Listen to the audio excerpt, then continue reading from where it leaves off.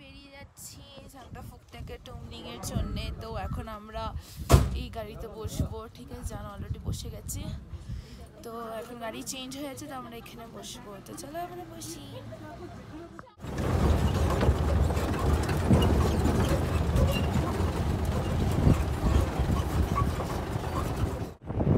So guys, Sandakphu থেকে ফিরে আসার পথে মানে টুমলিং যাওয়ার পথে আমরা এখানে একটা লেক পেয়েছি, খুবই সুন্দর, আর চারিপাশে শুধু গাছ আছে আর জলটাও অনেক পরিষ্কার।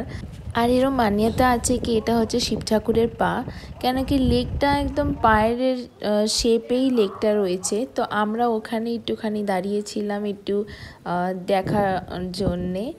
আর এখন ড্রাইভার মানে এটা টানা গাড়ি চলে আসে, তো এটা অসুবিধা হয়, এই জন্যে এখন ট্রি ব্রেক হয়েছে। তো আমি গাড়ি থেকে নামিনি, কেন কি আমার খুবই মাথা ব্যথা করছে, আমার ভাল লাগছে না শরীরটা। তো জান ওখানে দাঁড়িয়ে রয়েছে আর বাকিরাও সবাই টি ব্রেকটা নিয়ে এখন আমরা আবার চলে পড়ি আমাদের ফাইনাল ডেস্টিনেশনে। তো আমি অনেক এক্সাইটেড আছি, কেন কি আমি শুনেছি টুমলিং অনেকই সুন্দর আর ওখানকার লোকজন খুবই ভালো। তো দেখা যাক কি আমাদের টুমলিংয়ের এক্সপিরিয়েন্সটা কেমন থাকে। ভিডিওটা কিন্তু একদম শেষ অবধি দেখবেন আপনারা।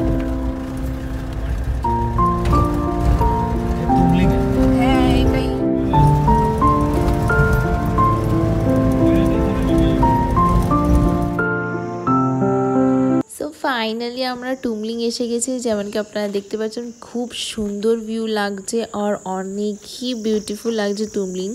তো এখন আমরা জাস্ট নামলাম, আমাদের লাগেজগুলো এখন নিয়ে যাওয়া হয়নি হোটেলের ভেতরে। তো এখন ধীরে ধীরে ওরা সবাই আসছে নিতে লাগেজ। আর এখানে আমরা এই সিদ্ধার্থ লঞ্চে আমরা থাকছি। তো দেখা যাক কি টুমলিংটা কীরকম।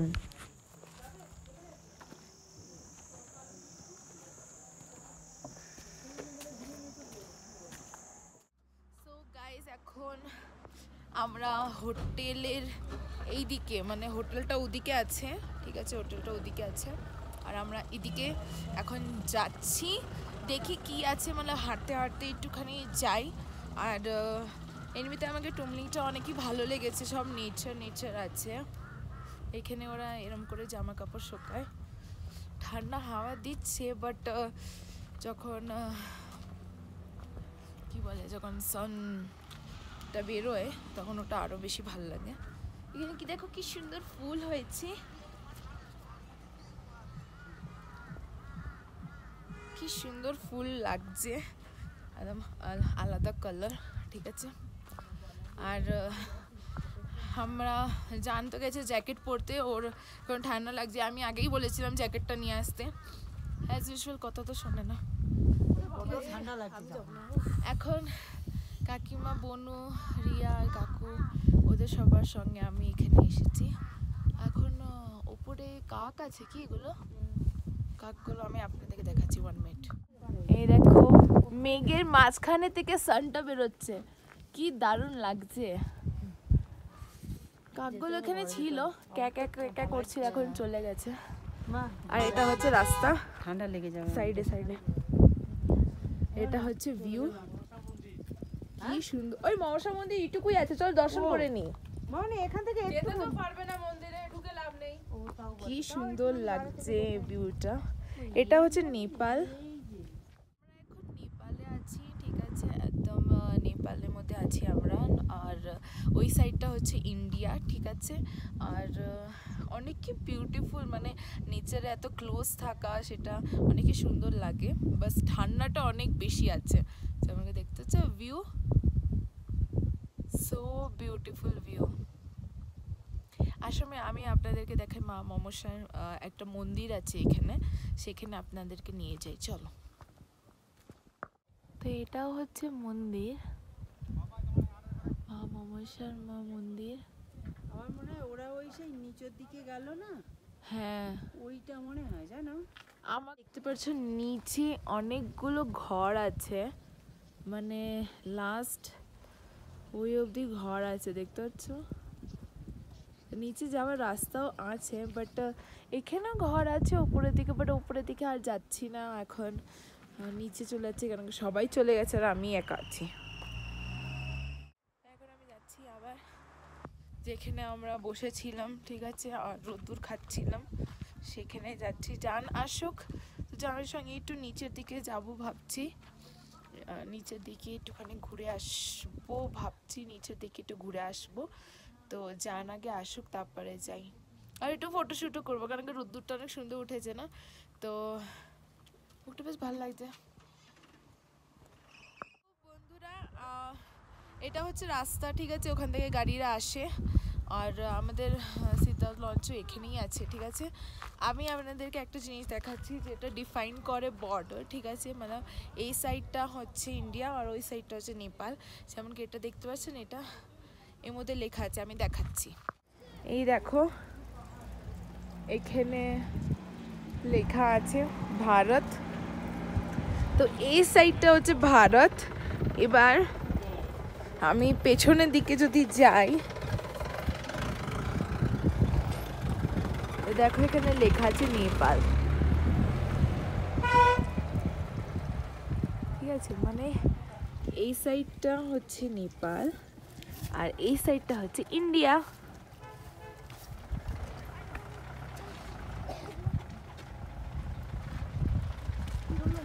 ভিউ মানে অনেকই সুন্দর লাগছে। ও ওখানে একটা ফুল গাছও আছে, কি সুন্দর সুন্দর ফুল ওখানে।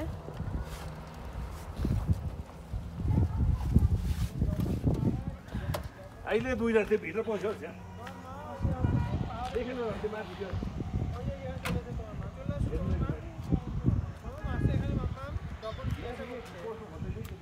আর জান ওখানে থেকে ভিডিও কল করছে, ঘরে ভিডিও কল করছে ওখান থেকে।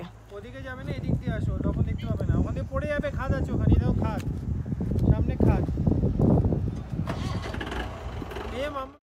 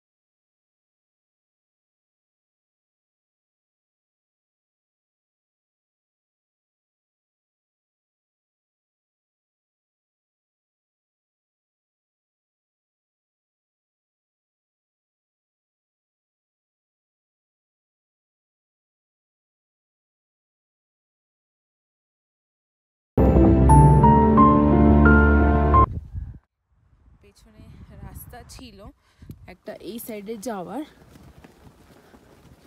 তো এই সাইডে ভিউটা আসছে, না এখানে ভালো ভিউ আসবে, সুন্দর লাগছে।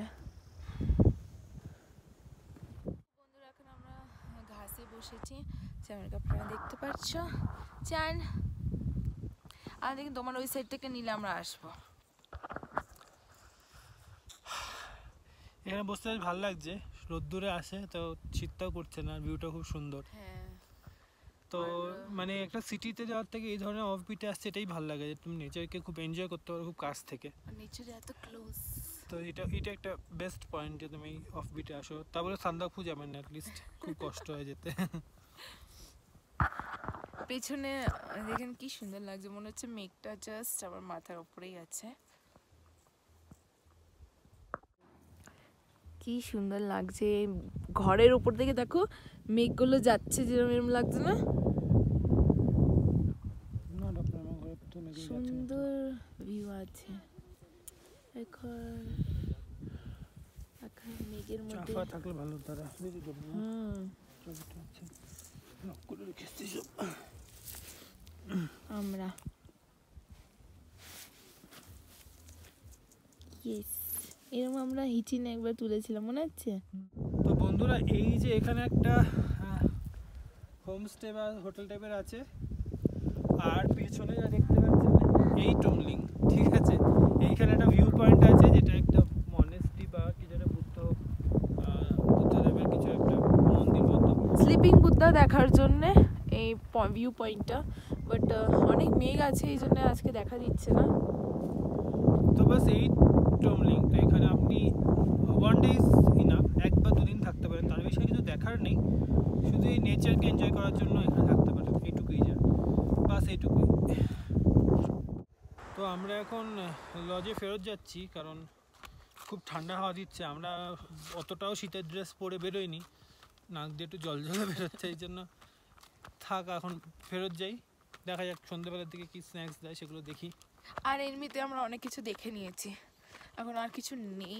আর এমনিতে দেখতে পাচ্ছ সানও খুব একটা নেই। হ্যাঁ সানসেট হয়নি, ঠিক আছে, মেঘের ভেতরে সান হাইড অ্যান্ড সিক খেলছে আর ঠান্ডা হাওয়া দিচ্ছে, এই জন্য আমরা এখন হোটেলে যাচ্ছি, ঠিক আছে। ওখানে যাই দেখি সবাই কি করছে, আর আমাদের সঙ্গে যারা এসে তারা তো সবাই হোটেলেই আছে রুমে। তো এই ছিল আমাদের টুমলিং ডে। এবার আমি আপনাদেরকে দেখাবো রাত্রির বেলা টুমলিং কিরম দেখতে লাগে।